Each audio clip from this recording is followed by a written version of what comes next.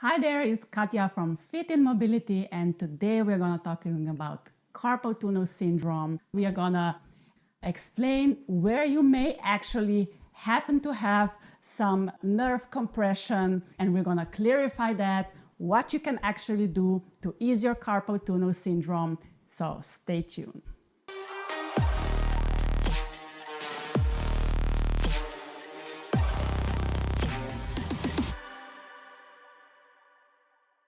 So we're going to start from the beginning. Our nerve begins in brachial plexus. This is between cervical, the fifth cervical vertebra, and the first thoracic vertebra. And it goes from here and it continues ventral on our shoulder. And it goes between our biceps and triceps muscle. And it connects on the elbow, on the epicondyle, lateral, and goes in the middle of our lower arm, a little bit more on the radial side. You see here, it spread its roots in the first three fingers and just a little bit on the fourth finger. So first things first, we need to clarify some facts about our nerve. Healthy nerves needs to glide and needs to slide and needs to be stretchy and needs to be all the time on the move. If the nerve is not on the move, it can become stiff, and stiff nerve can cause additional pain because the tension in this nerve increases and this can cause pain. Each nerve, you can imagine, has inside of it a nerve fluid, and this fluid needs to be on the move. In this fluid, we have a lot of substances like proteins, like ribosomes, like neurotransmitters, like all the stuff we need to decrease our inflammation. All those things are needed so our nerve can regenerate and rejuvenate sufficiently. You can imagine also a bottle of ketchup. If you put the ketchup in the refrigerator and it stays there for a while, and when you put it out, you want to use it, you squeeze it and it doesn't go out, what you need to do is shake it. The same thing we need to do with our nerves. We need to shake them up. That means we need to move our extremities so the nerves gets on the move. To treat carpal tunnel syndrome efficiently, we need to look all these sections in our upper extremity where the nerve can be compromised, because nerve can be compromised through our muscles, through fascia, through our tendons, all the structures we have in our body. So now we're going to focus on our neck area. This neck part, the structures, the muscles in our neck part needs to be loosened up, and the main reason is our scalene muscle. So what you're going to do, you're going to place your arm behind your back and you're going to look up away from this shoulder. The shoulder needs to be nice, relaxed, depressed, and you look up sort of like you want to pose. And you stay in this position for about 20 to 30 seconds, and you can repeat this 3-4 times.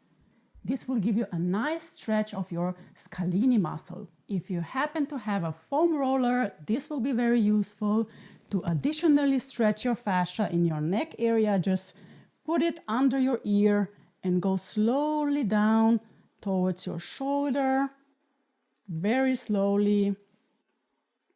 You can stay on one painful part if you feel it for a few seconds, and you can repeat this 2 or 3 times.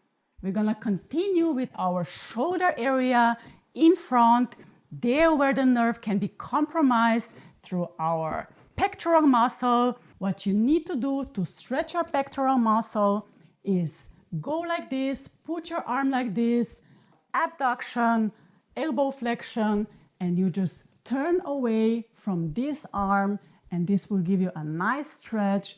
You can be in this position again 20-30 seconds, release it. What else you can do? You just grab your muscle, grab your pectoral muscle from underneath and just try to stretch it out a bit, like you want to massage it a bit. Also here again, a minute or a minute and a half will do.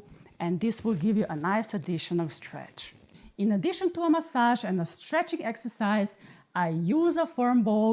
Many people has this tennis ball at home, and so you can stretch your fascia in your pectoral area.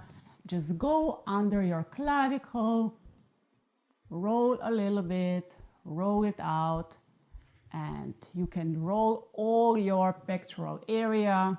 And here again, a minute will do just nicely. So we're gonna continue our path on our upper arm. You see between our biceps and triceps muscle, we can even feel the nerve. The nerve we can feel, you can imagine sort of like spaghetti al dente. It sort of has like a slippery feeling. And we continue down towards our elbow. Elbow is another area where our nerve can be compromised.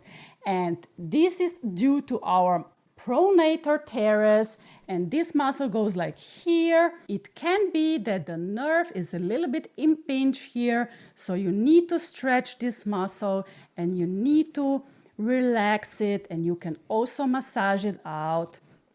We call this like a functional massage, and massage this area out. Now we continue our path on our lower arm.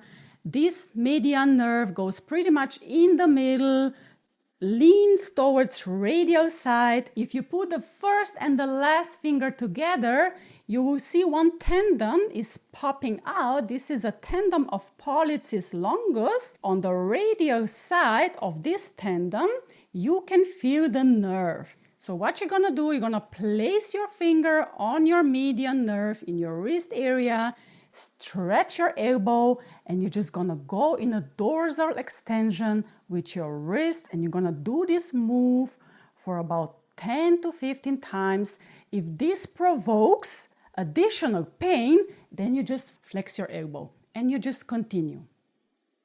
Remember, we said at the beginning of the video, we need to move our nerves, we need to stretch our nerve so we have a better function. So for the last part where our nerve can be compromised is, you can see here, our nerve spread its wings all the way to the fingers, to the fingertips, and you can use your finger and stretch our thenar muscle a little bit with a massage. You do a little bit massage here. You can do like this. Stretch it out. You can even do like this. Hold it for a few seconds, each finger, so you can stretch your finger nicely. Then you can also massage in between your fingers. This our nerves likes as well. Massage in between our fingers so you really relax the hand and relax. You can grab a foam roller. You can do this on the table. I'm just gonna show you here because it's quick and easy. Start on your wrist and just go nice and slowly towards your elbow. Very slowly. I'm doing this now too quickly because we don't have 3 hours. And repeat this 2 or 3 times to additionally stretch your fascia. If you happen to have a tennis ball again, I like to use also tennis ball for our thenar muscle, and you just roll it out, roll your hand to give you a nice additional stretch. So we're gonna summarize now what we have learned today. To ease your carpal tunnel syndrome, you need to pay attention to the main areas, not only the wrist, but start with your neck, ventral part of the shoulder, elbow, wrist, and hand. You need to keep your muscle nice and relaxed so they don't compromise our nerve. So what you can actually do, we have learned you can do stretching, you can do massage, you can do functional mobilization, you can do fascia rolling, and these are the main techniques that can help you ease your nerve entrapment and therefore ease your pain. Thanks for watching. I'm very curious how you're gonna be doing, so comment down below. Give me a thumbs up if you like this video, subscribe to my channel, and I'll see you next time. Bye bye.